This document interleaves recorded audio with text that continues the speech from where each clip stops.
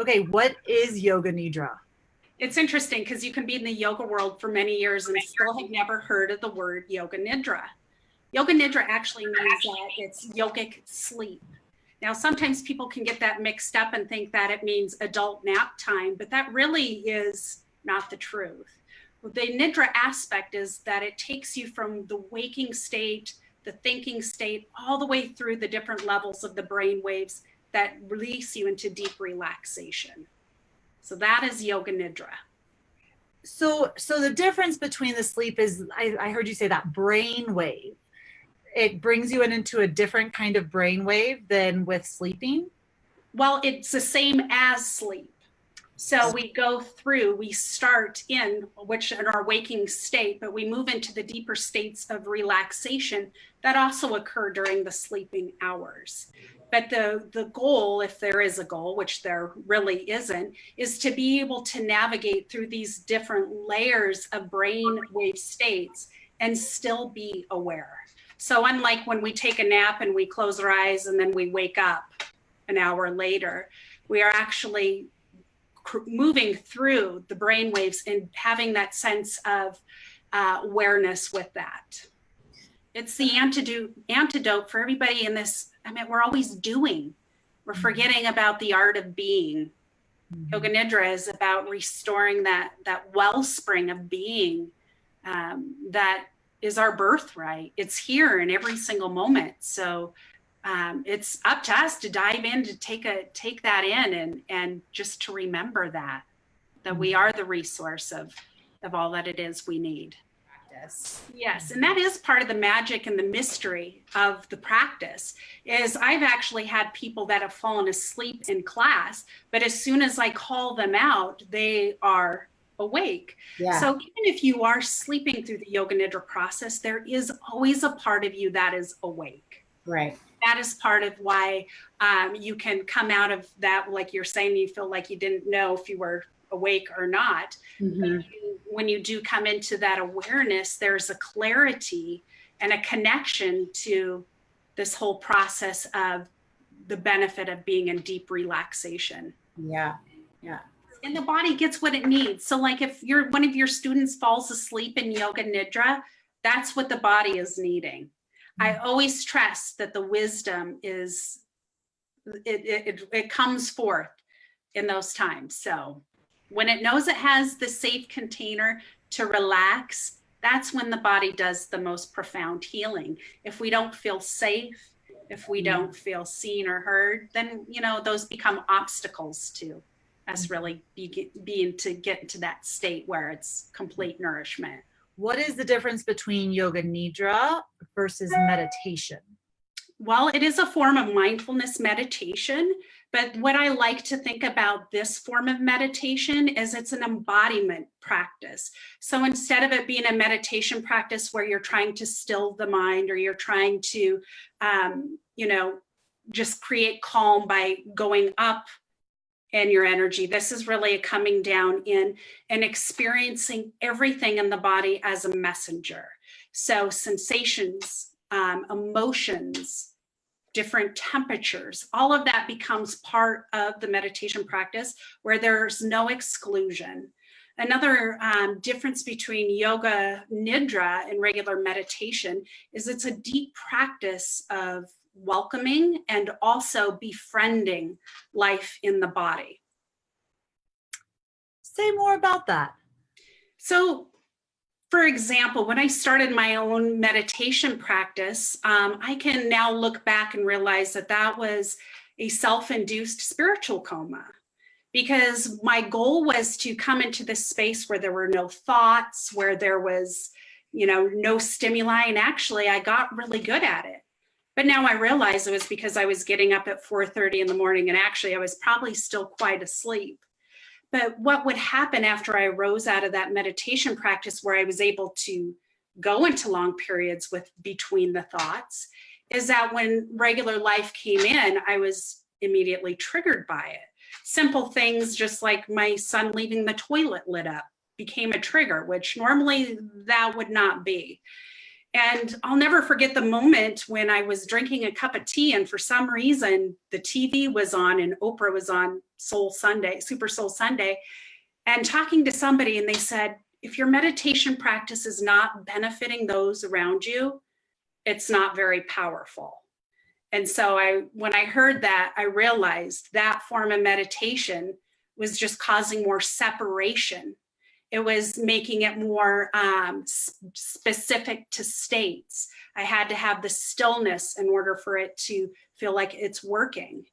And yet Yoga Nidra is you walking in life, walking through life, feeling everything as it is, no separation at all.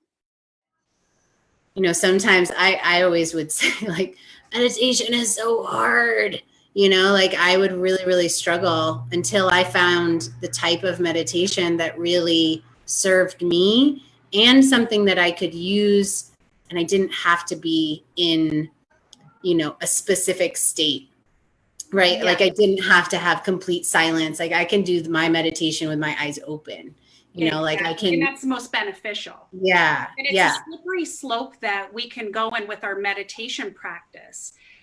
One key that I would say to anybody who is, you know, partaking in a meditation practice and you're wondering, is this working or is this hard, or, you know, whatever it is that you're having arising in that state, that space that you're creating meditation, is it feeding you in a way that you're a more kinder, more compassionate person, not just towards others, but towards yourself? Mm-hmm. Because if we're not careful, we can use our meditation as a medication from feeling real life.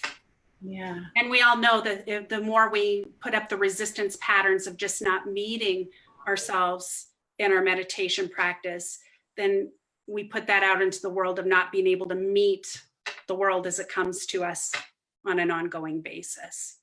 I think that's such a profound idea that that certain types of practices or the way that we're approaching our meditation practice can actually get us into a place of feeling more separate than more connected.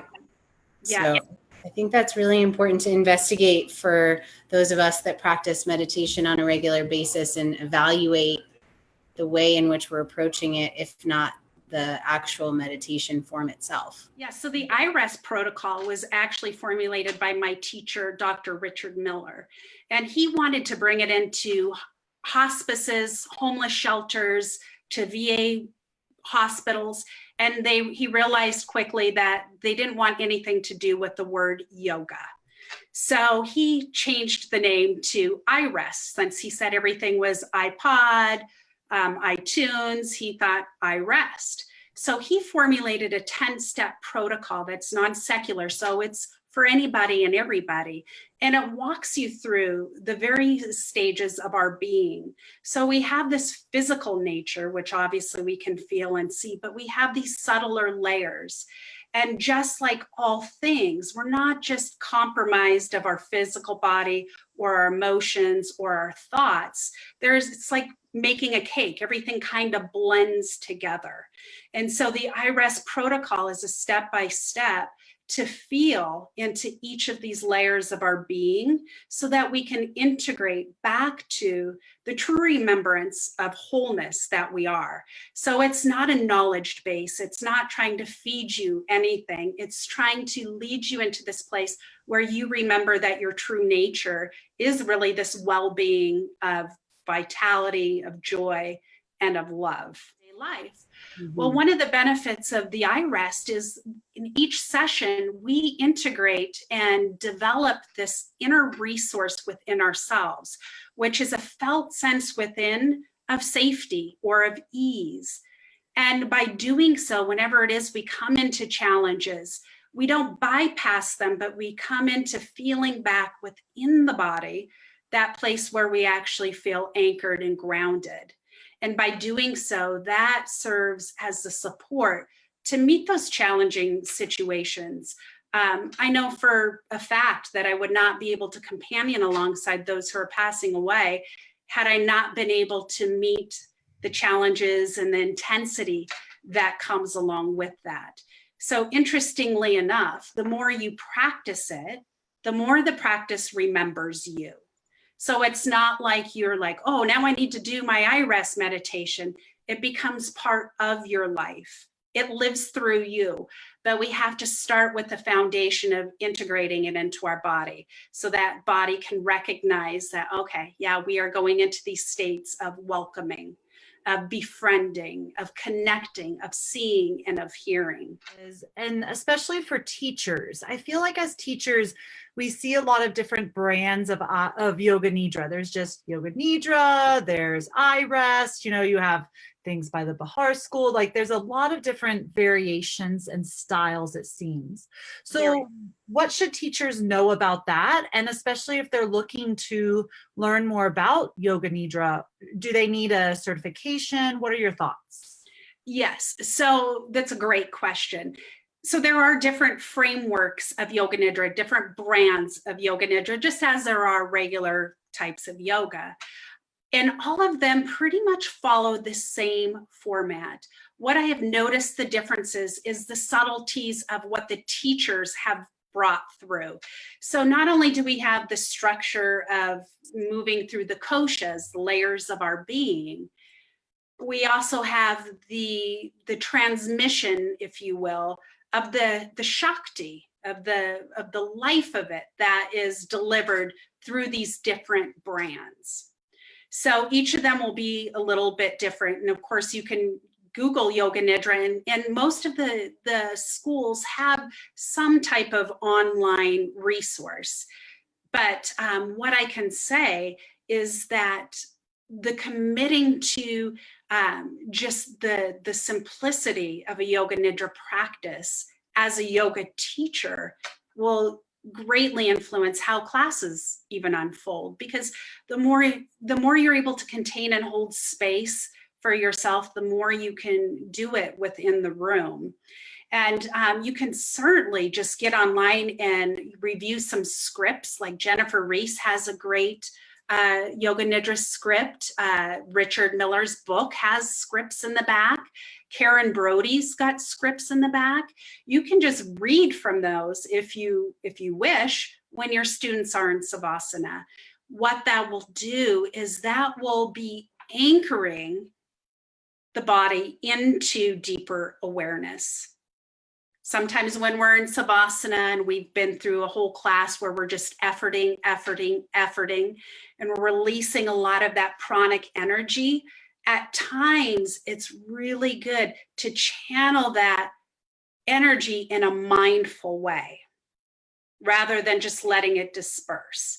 So you could do a simple body sensing of just, calling out the various aspects in the body and inviting them to feel life there. Because where we are at in this day and age where we're so busy is we are living from this space up. And then we're forgetting that the whole source of wisdom, of grounding, of vitality is in the whole container of the body. So as a yoga teacher, it's great to, just sprinkle this in throughout the Shavasana. Questions for you is there a certain time that a typical Yoga Nidra class needs to be? Is it really Yoga Nidra if I'm just doing it for the Shavasana for 7 minutes? Yeah, that to me, what I have noticed when I've offered classes or workshops in the morning, the mind is in a different state. The body is in a different state. We are more in tune to our to-do lists at those times of the day. We are more prone to really kind of living in the head space. When we get to those after work hours, like a 5:30 class is a fantastic time to have this, because it's almost like that transitional space from doing to being. And there's a great decompression that can occur during that time when people use it as a tool of winding down and really kind of decompressing the day. So I would recommend more so for the evening. Plus, it is hugely beneficial for those who have sleep issues And it's almost a guarantee that you're going to have a great night's sleep after a Yoga Nidra. Why is that? It's because we are integrating our day. We're being able to go into bed and the body be, and the nervous system be in a relaxed state, not on that fight or flight. And that simple act of just the Yoga Nidra practice begins to, autocorrect some of the habits and patterns that we have that are not as beneficial. I mean, a lot of us are sleep deprived. That was my first big introduction to Yoga Nidras. I was having some sleeping issues due to some life things, and I found a Yoga Nidra. I had heard about how great it was. It was online through iTunes, and I would just turn that on and it would just rock me to sleep. And now now I've almost memorized a lot of especially the first like 10 minutes of the Yoga Nidra. And if I'm still having trouble going to sleep, I'll do a body scan myself, and it almost always, it's enough to just help me go. So. And that's part of the magic of the Yoga Nidra. It's really working within what it is that is calling forth. So if you're exhausted and you take a Yoga Nidra break, you're going to feel more energy. But if you're exhausted and you're ready for bed, it's going to help you to move into the sleep state. So there is an innate wisdom that links in with all of these systems when we connect our body with our mind, with our emotions, and with the thoughts. It all begins to synergistically work in your behalf. I would love to hear, Jenn, if you had any recommendations of resources. You mentioned that the different schools of thought on Yoga Nidra and iRest has its own kind of lineage. But if there are specific, I know when I started learning and hearing about Yoga Nidra, I started, of course, doing the Google search, and it felt like there was such a wide array and maybe of varying qualities of scripts that teachers can kind of start to practice, maybe just for themselves or when they start to feel confident to share it with their students. Do you have any websites or books or resources that you can share with our community that you would recommend and that you've used, or if you write your own scripts, or how do you usually offer it? Yeah, well, one of my gifts, I would say, is that I follow the structure, but I also have a strong sense of intuitive insight and guidance. So within my classes, there will be the structure and the format, but at the same time, I can also somewhat speak to what I feel happening in the space too. So this is important to know that there's scripts out there, but you don't need to be script dependent. The link to getting into the Yoga Nidra, anytime you're offering that place, like I spoke of before, that offers the safety, the feeling of connection, seeing, feeling the sense of belonging, it's Yoga Nidra. So that's important to not feel like you have to get trapped into a script, but at the same time, Richard Miller's book, iRest for Healing PTSD, is a great one. Karen Brody is somewhat new on the scene. She's got her book, Daring to Rest. I would probably recommend this one because this is a go-to, land in the moment, deep dive into the practice. Even if you weren't a yoga teacher, that would be hugely beneficial. And then probably my favorite one, but this is more of like I would call the encyclopedia of Yoga Nidra, is Yoga Nidra by Kamini Desai. And all of those are found on, of course, our favorite Amazon.